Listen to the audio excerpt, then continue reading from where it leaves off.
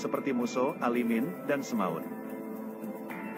Padahal, sejak beberapa tahun sebelum geger G30S, Nyoto sempat menduduki posisi penting, baik di pemerintahan maupun di kepengurusan Komite Sentral PKI. Bersama dengan Aidit dan Lukman, Nyoto berhasil membangkitkan kembali PKI, setelah sempat porak-poranda usai memberontak di Madiun pada September tahun 1948. Pada sidang pleno Komite Sentral PKI tanggal 7 Januari tahun 1951, kelompok Aidit yang ada Nyoto di dalamnya, berhasil menyingkirkan kelompok komunis tua Tan Ling Ji dan Alimin. Aidit menjabat Ketua Komite Sentral PKI, Lukman menduduki posisi Wakil Ketua 1, dan Nyoto sebagai Wakil Ketua 2, bagian agitasi dan propaganda. Puncaknya, ketiga tokoh muda PKI itu berhasil membawa partainya di urutan 4 pada pemilu 1955 dengan meraup 16,4% suara. Dalam Kabinet Dwi Kora I, Nyoto didapuk sebagai Menteri Negara. Saat itu, usianya belum genap 40 tahun. Menjelang akhir Kabinet Dwi Kora, Nyoto disebut-sebut dekat dengan Presiden Soekarno. Nyotolah yang menjadi langganan untuk menulis pidato Presiden. Maka pokok intisari mandat. Rupanya kedekatan Nyoto dengan Soekarno tidak disukai kawan Aidit. Sampai-sampai Aidit menyebut Nyoto lebih Soekarnois ketimbang Marxis. Karena alasan itu pula posisi Nyoto sebagai Wakil Ketua 2 Komite Sentral PKI dipreteli. Alasan lain, Nyoto dianggap lebih berkiblat ke Uni Soviet. Padahal PKI Aidit lebih condong ke komunis Cina. Nyoto juga ketahuan selingkuh dengan perempuan penerjemah asal Uni Soviet yang dicurigai Aidit sebagai agen KGB.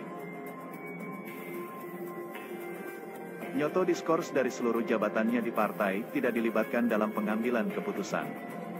Termasuk, dia mengaku tidak tahu menahu tentang peristiwa penculikan 6 jenderal. Saat peristiwa 65 meletus, posisi Nyoto sedang berada di Medan, Sumatera Utara, ikut kunjungan kerja Wakil Perdana Menteri I Subandrio. Nyoto juga masih hadir pada rapat Kabinet Dwi Kora di Istana Bogor, yang digelar pada tanggal 6 Oktober 1965. Sepekan setelah G30S. Barulah beberapa bulan setelah G30S, sosok Nyoto benar-benar lenyap. Sejumlah sumber menyebut jika dia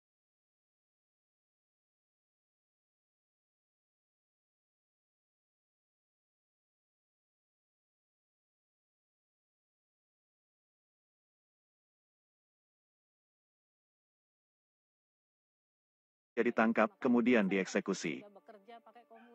Menurut anak kelima Nyoto, Irina Dayasi, sebagaimana dikutip Tempo, menjelaskan. Ada banyak versi cerita penangkapan ayahnya. Versi pertama, ayahnya ditangkap dalam perjalanan pulang dari sidang kabinet di Bogor pada tanggal 6 Oktober. Ia menganggap versi ini paling tidak logis, karena sejumlah orang mengatakan masih bertemu Nyoto hingga Desember tahun 1965. Versi kedua, Nyoto ditahan setelah menemui Subandrio. Versi ketiga, ditangkap dalam perjalanan dari kantor Kementerian Negara. Irina memperkirakan ayahnya ditangkap sekitar Desember. Jauh sebelum itu, pentolan PKI ini pernah menjalani kehidupan di Jember, Jawa Timur. Kota kecil di ujung timur Pulau Jawa. Di Jember, Nyoto tinggal di rumah kakeknya, dari jalur ibu, di Kampung Tempean, sekarang masuk Jalan Syamanhudi. Di rumah ini pula pada tanggal 12 Januari tahun 1927, Nyoto dilahirkan. Dia menyelesaikan pendidikan dasarnya di His Hollands Inlandse School, Jember, dan melanjutkan pendidikan menengahnya di Mulo, Mirwit Gebreit Lager Onderwijs, juga di Jember. Sebelum kemudian pada zaman pendudukan Jepang sekolah ini ditutup. Nyoto terpaksa pergi ke Solo, Jawa Tengah, untuk pindah sekolah. Ketika sekolah di Solo, Nyoto mulai gemar mengoleksi dan membaca buku-buku kiri karangan Marx dan Lenin.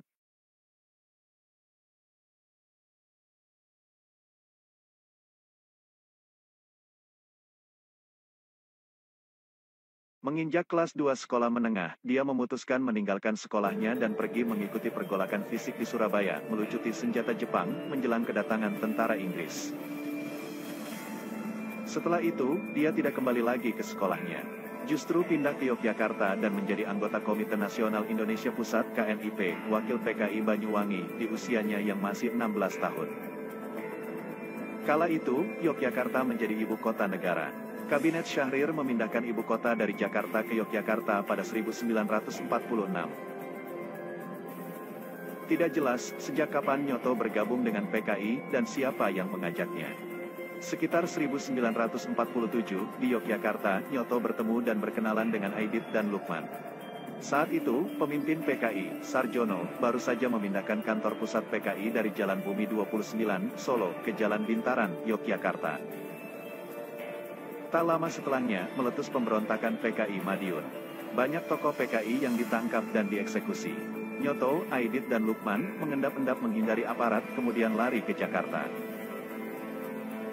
Di Jakarta, 3 tokoh muda kiri ini melakukan gerakan bawah tanah, bersembunyi, dan menyamar untuk meluaskan jaringan PKI. 1951, Nyoto bergabung ke dalam Bintang Merah, majalah PKI yang sejak 1948 berhenti berproduksi. Aidit dan Lukman menghidupkannya lagi pada 1950.